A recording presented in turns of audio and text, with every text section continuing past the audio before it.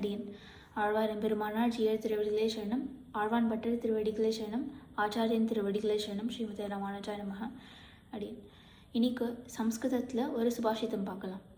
அராவப்யுஷிதம் காரியமாத்தித்யம் கிரகமாகத்தே சேதுஹு பார்ஷ்வகதாச்சாயம் நோபசங்கரதி திருமஹ. இந்த சுபாஷிதத்தில் என்ன சொல்கிறது? அரா அரி ரிபுஹு. ரிபுஹுனா யார்? எனிமி. ஸோ கிரகம் ஆத்து ஆகத்தே வரா. ஸோ நம்மளோட எனிமி கூட நம்மளோட ஆற்றுக்கு வந்தால் நம்ம என்ன பண்ணணும்? கத்தியால் அவளோட கை வரலாம் வெட்டணுமா? இல்லை. சேதுஹு நோபசங்கரதி திருமஹா. Cutter who cuts the tree. So திருமஹானா ட்ரீ இங்கிலீஷில். ஸோ அந்த மரத்தையே வெட்டினா கூட அந்த மரம் என்ன பண்ணும்? அழுமா? இல்லை நம்மளோட ஆக்ஸ்லாம் உடைச்சிடுமா? இல்லை. அது it will provide as shade. அந்த நிழல் கொடுக்கும். It won't take away its own shadow. So அந்த மாதிரி ஒரு பெஸ்ட் எக்ஸாம்பிள் பிராட்டியார். காக்காசுரன் பிராட்டியார்கிட்ட அபச்சாரம் பட்டுட்டான்.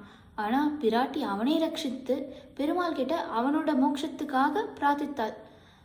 அதுக்கப்புறம் பெருமாள் மோட்சம் கொடுத்தார் காக்காசுரனுக்கு.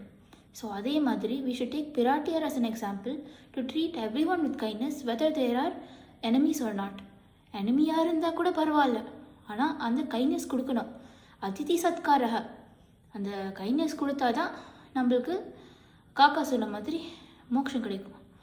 நம்மளோட எனிமின்னு பார்த்துருந்தா கூட and if we treat them in a bad way, அது நம்மளை தான் எஃபெக்ட் பண்ணும்.